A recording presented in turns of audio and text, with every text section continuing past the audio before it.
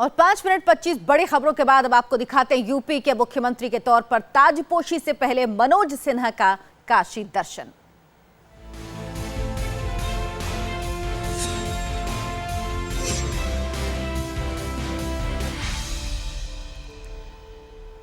इस वक्त की बड़ी खबर, यूपी में मनोज सिन्हा की ताजपोशी करीब करीब तय लग रही है। अब तक सीएम की रेस में सबसे आगे माने जा रहे मनोज सिन्हा के नाम का ऐलान आज शाम हो सकता है। अब से थोड़ी देर पहले मनोज सिन्हा काशी के काल भैरव मंदिर पहुंचे। इसके बाद उन्होंने काशी विश्वनाथ के भी दर्शन किए। माना जा रहा है मुख्यमंत्री का काम संभालने वाले मनोज सिन्हा बाबा विश्वनाथ और काल भैरव का आशीर्वाद लेने गए। उनकी यात्रा को लेकर जो इंतजाम और सुरक्षा के बंदोबस्त किए गए थे, उसे देखकर अब यही लग रहा है कि यूपी के मुख्यमंत्री पद पर उनके नाम का ऐलान बस औपचारिकता ही बचा है। आज शाम को लखनऊ में बीजेपी विधायक दल की बैठक होनी है। इससे पहले ही आज सुबह मनोज सिन्हा ने बनारस के काल भैरव मंदिर पहुंचे। मनोज सिन्हा मंदिर में काफी देर तक रहे और पूजा अर्चना की।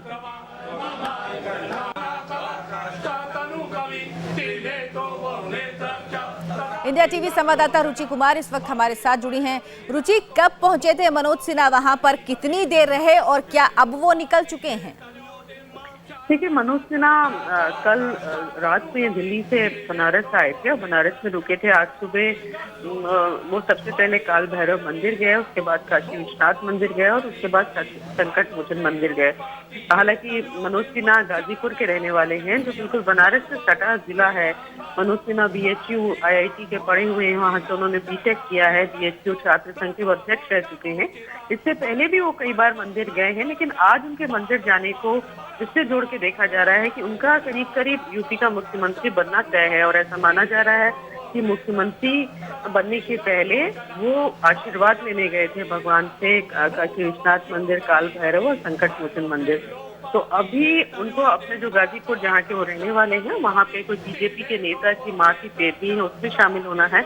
और ऐसा भी बताया जा रहा है कि गाजीपुर में जो उनका गाँव है, वहाँ जो कुल देवता है, उनके भी वो दर्शन करेंगे।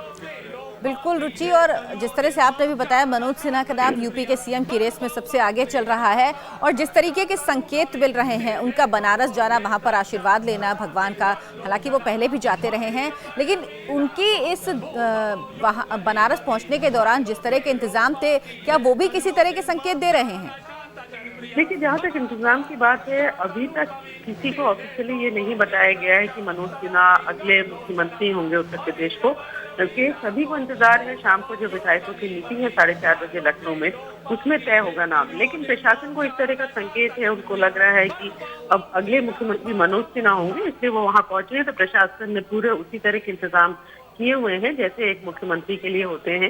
लेकिन प्रशासन को भी अभी ये नहीं पता है कि अगला मुख्यमंत्री कौन होगा, उसको भी बस यही पता है कि मनोज सिन्हा इस रेस में सबसे आगे। जी, बहुत बहुत धन्यवाद रुचि कुमार आपका इस तमाम जानकारी के लिए। तो तस्वीरें आप देख रहे हैं, मनोज सिन्हा पहुंचे बनारस, वहां उन्होंने काशी विश्वनाथ मंदिर में, काल भैरव और संकट मोचन मंदिर में दर्शन किए। यूपी में मुख्यमंत्री का नाम तो करीब करीब तय हो गया। अब दिलचस्पी मंत्रियों को लेकर भी बढ़ रही है। यूपी में कौन कौन मंत्री बनेगा, इसकी तस्वीर तो कल शाम लखनऊ में होने वाले शपथ ग्रहण में ही साफ होगी। लेकिन उससे पहले ही हम आपको बताते हैं यूपी विधानसभा में वो कौन कौन से चेहरे हो सकते हैं जिन्हें मंत्री पद मिल सकता है।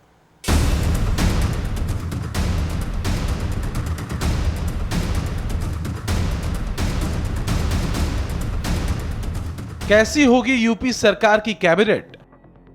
नई सरकार में किसे मिलेगा मंत्री पद? किसकी गाड़ी पर लगेगी लाल बत्ती? रिकॉर्ड जीत में किसकी लगेगी लॉटरी? इंडिया टीवी पर देखिए कौन बन सकता है मंत्री। कुछ ऐसी नजर आएगी यूपी की नई विधानसभा।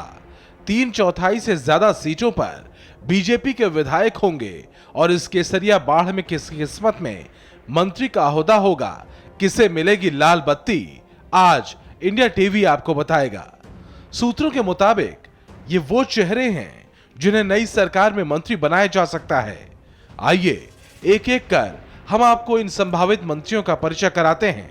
मंत्रियों की लिस्ट में कानपुर के महाराजपुर से जीतकर विधानसभा पहुंचे सतीश महाना शामिल हो सकते हैं। सतीश महाना 7 बार विधायक रह चुके हैं। वहीं सुरेश खन्ना अगर सीएम की रेस में पिछड़ते हैं तो उन्हें भी मंत्री पद मिल सकता है। सुरेश खन्ना शाहजहांपुर से 8 बार बीजेपी विधायक रहे हैं।